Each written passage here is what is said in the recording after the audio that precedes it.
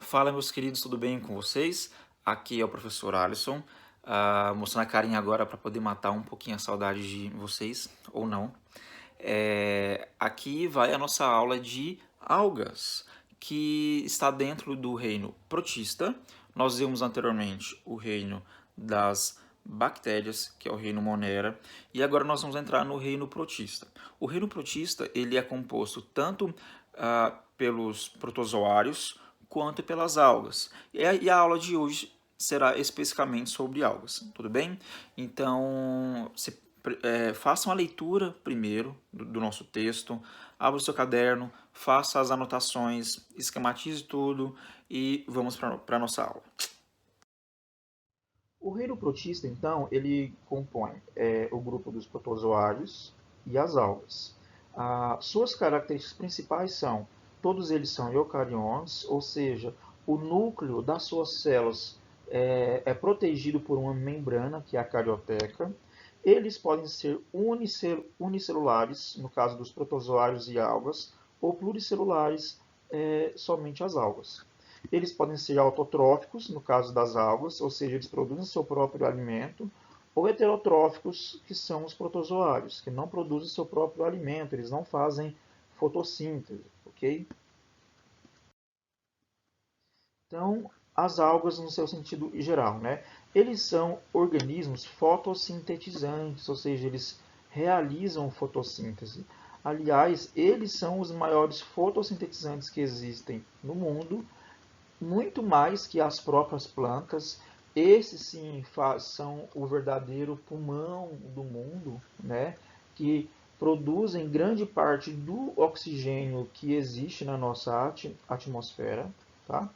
Como eu falei, eles são eucariontes, autotróficos, são unicelulares no caso das crisofícies, que são as diatomáceas, que vamos falar sobre elas, e as pirrofícies, que são as dinoflageladas, que vou falar também sobre elas. Tá? E temos as espécies que são pluricelulares, que são aquelas do filo das clorofícias, das feofícias e das rodofícias. Tá? Eles não possuem tecido organizados em órgãos, porque eles não têm tecidos verdadeiros. Eles são organizados em talos, tá? Eles não possuem órgãos, eles possuem talos. E as algas elas são divididas de acordo com seus pigmentos intracelulares. Nós temos as algas verdes, que são as do filo clorofita e egrenofita.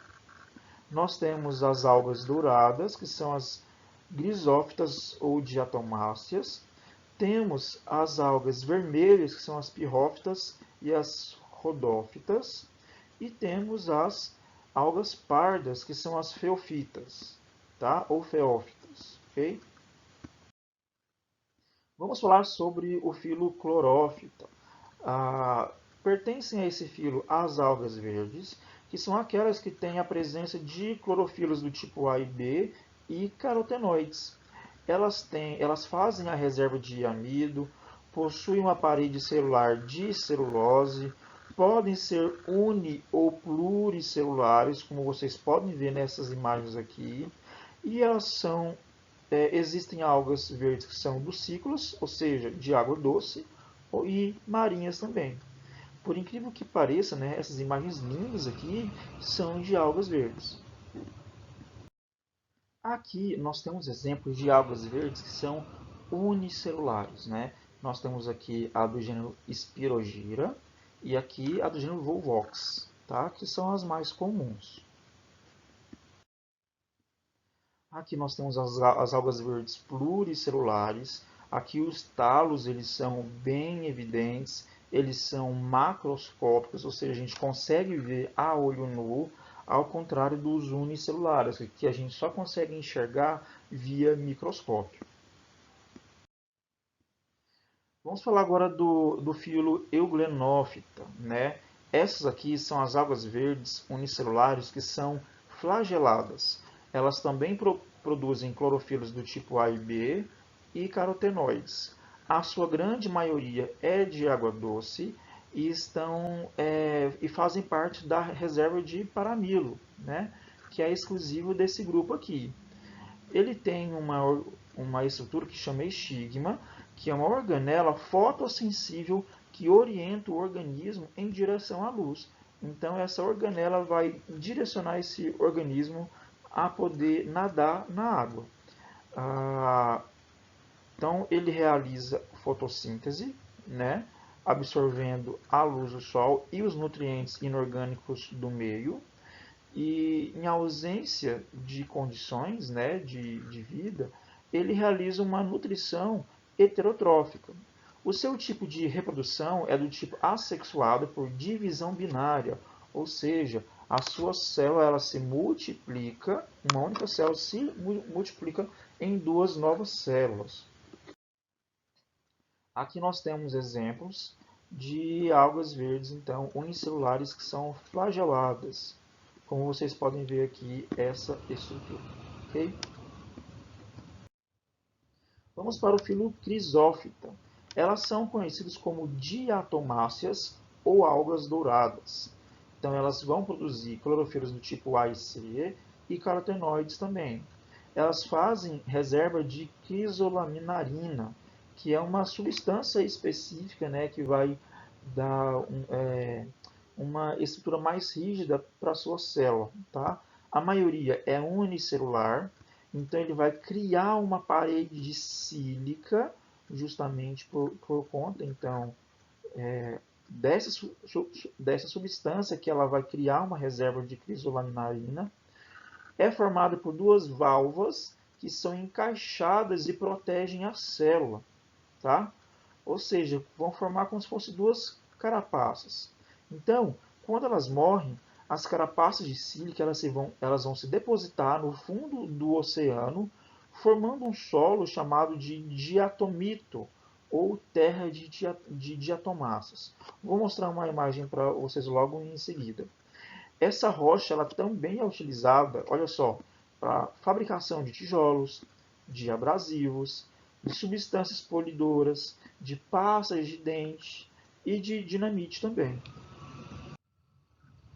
Então, olha só alguns exemplos. Né? Aqui é uma imagem de uma diatomácea vista ao microscópio. Tá? Aqui nós conseguimos enxergar as válvulas encaixadas. Aqui nós temos carapaças de diatomáceas, né? Lembra muito uma rodela de laranja desidratada, né? É bem semelhante. Isso aqui é um diatomito, certo? Que é um depósito de carapaças de diatomáceas.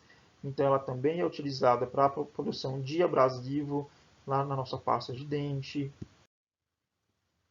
É utilizada na produção de dinamites de tijolos. Vamos agora para o filo Pirrófita, né?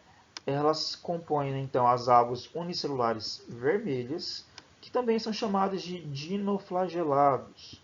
Eles vão se locomover por movimentos giratórios. Eles vão possuir dois flagelos, por isso que eles vão fazer movimentos giratórios, porque se tivesse um flagelo só, o seu movimento ia ser mais unidirecional. Mas como ele tem dois ali, então ele meio que vai se movimentar girando. Eles vão produzir clorofilos do tipo A e C e carotenoides. Eles fazem parte então da reserva de amido. Eles fazem essa reserva de amido, tá? Alguns apresentam bioluminescência. Olha só que interessante, né? Bioluminescência é a capacidade de brilhar no escuro. E eles são responsáveis pelo aquele famoso fenômeno da maré vermelha, né? O que seria essa maré vermelha? É uma floração excessiva de algas devido ao aumento da temperatura da água ou excesso de sais devido ao despejo de esgotamento doméstico. Então isso então vai causar uma cor vermelha da água, porque vai aumentar muito a quantidade dos dinoflagelados na água. Então eles vão liberar grandes quantidades de substâncias tóxicas que vão contaminar e matar os peixes e moluscos, né? No ser humano, caso ele entre em contato com essa substância tóxica, né, especialmente presente na água, pode causar diarreia, problemas respiratórios e cardiovasculares também. Então aqui são imagens desses dinoflagelados, né? Dá para perceber então os seus carotenoides que vão dar essa estrutura mais avermelhada para ela. Isso daqui, olha só, ele está com a sua bioluminescência ativada, linda. Aqui nós temos outra também, aqui o fenômeno da maré vermelha, tá? E vamos para o filo Rhodophyta, que são as algas vermelhas que são pluricelulares. Elas vão produzir as clorofilas do tipo A e D, ficocianina, então elas podem dar essa coloração azul, e ficooritrina, que vai dar a cor mais vermelha. Ela também realiza essa reserva de amido das florídeas, que é uma família específica dentro desse filo, tá? A maioria são marinhas e algumas espécies elas são comestíveis e utilizáveis na culinária japonesa. É dessa tipo de alga que é retirado o agar, né? Esse agar ele que vai dar esse aspecto de gelatina. Então ele vai produzir tanto gelatina quanto doce e também esse agar ele é utilizado para meio de culturas para bactérias e fungos. Tá? Aqui nós temos imagens dessas águas vermelhas pluricelulares. Então dela então que vai ser produzido o agar, aqui uma bala de gelatina. Então ela também é utilizada para produzir meios de cultura para bactérias e fungos. Ah, no nosso laboratório tem agar. Então, quando nós formos fazer os nossos experimentos lá no PL de Biologia, no próximo semestre, nós vamos fazer esse cultivo e utilizar o agar, tá? Então, é utilizado também então na culinária japonesa, que é essa alga então, que reveste o sashimi, tá? E o filo Phaeophyta, né? Esse aqui se pronuncia Phaeophyta. São as algas pardas pluricelulares. Elas podem ter de alguns centímetros a 100 metros de comprimento. Então, elas são bem grandes. Elas produzem as clorofilas do tipo A e C, carotenoides e fucoxantina. Elas produzem uma reserva de laminarina e manitol, e a sua parede celular, né, é composta de algina, que é onde tem a extração de carragenana e alginato. O que são essas substâncias? São aquelas que vai produzir sorvete e creme, aquela substância que dá aquele aspecto mais espesso, e também modelos odontológicos. Quem aí, por exemplo, já tirou molde do dente para colocar aparelho, aquele molde, né, é utilizado dessa substância aqui, tá? Algumas são de grande porte e formam verdadeiras florestas no litoral. Algumas possuem bolsas de ar para flutuação, por isso que elas flutuam na água. E ela que forma o mar de Sargasso, lá nas Bahamas. E ela que também forma lá a sequoia dos mares. E ele tem esse nome de sequoia justamente porque ele consegue atingir 100 metros de comprimento. Aqui nós temos algumas imagens de algas pardas. Tá? Olha só, floresta de sargaço. Olha o tamanho dessas algas. Então elas são utilizadas também para espessante de sorvete creme e também para moldes odontológicos. Qual que é a importância econômica, então, das algas? Né? A gente viu aí que elas são utilizadas para várias coisas, mas relembrando aqui, elas são os maiores produtores de oxigênio da atmosfera terrestre. Então, 70% do nosso oxigênio quem produz são as algas, não são as plantas. Tá? Elas são ricas em sais minerais, vitamina A, vitamina C, do complexo B. Então, elas são utilizadas na alimentação e fonte de substâncias economicamente importantes. Temos essas duas espécies aqui, que são as Clamidomonas e a clorela, que eliminam, elas são eliminadas do excesso de esgoto de estação de tratamento de água pela liberação de oxigênio da fotossíntese. Tá? 4 milhões de toneladas de algas são extraídas por ano em todo o mundo, tanto então para a alimentação quanto para a produção de alguma substância econômica aí no mercado. Os maiores produtores de água são o Japão, a China e, olha só, o Brasil também. Tratando-se de reprodução, vamos lá.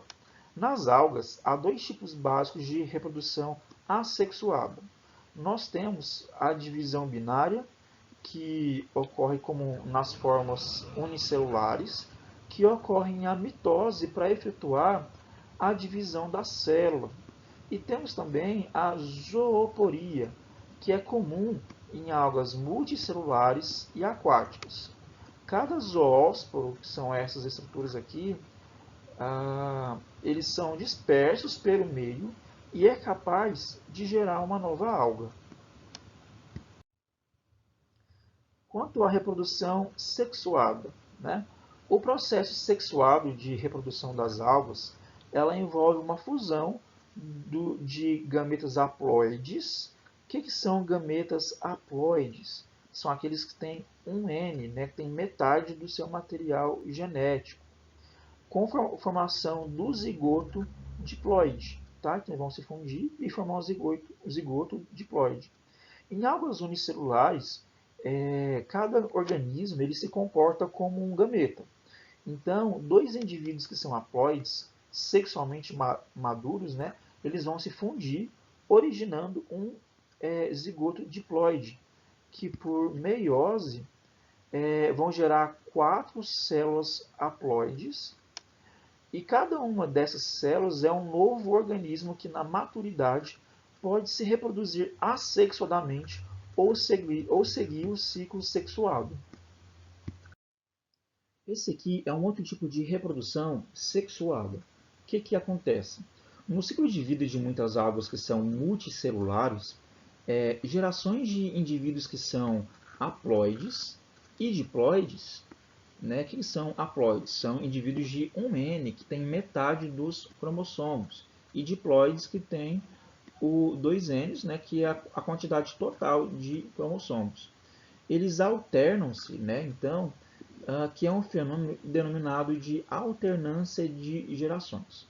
Olha só o que acontece.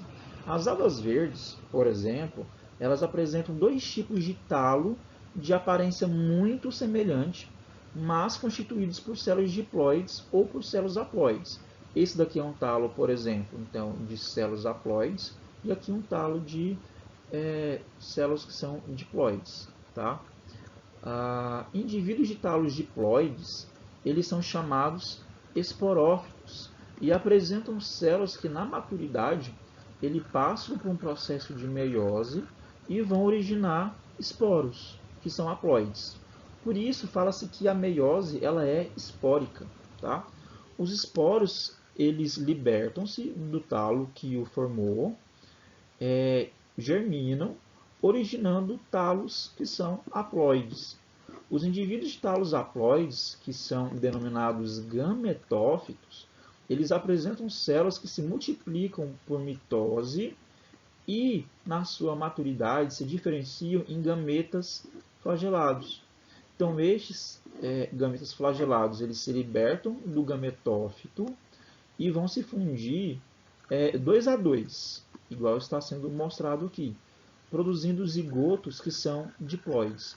Então, o desenvolvimento de um zigoto ele origina um novo talo diploide, que é o esporófito, que na maturidade ele vai repetir esse ciclo. Pessoal, então é isso. Espero que vocês tenham entendido um pouquinho. Caso tenha ficado alguma dúvida, não se acanhe em perguntar. Estou disponível lá no nosso grupo do WhatsApp, tudo bem? Resolvam os exercícios para vocês treinarem esses conceitos aí. E então é isso. Então, até a próxima. Muito obrigado e até breve.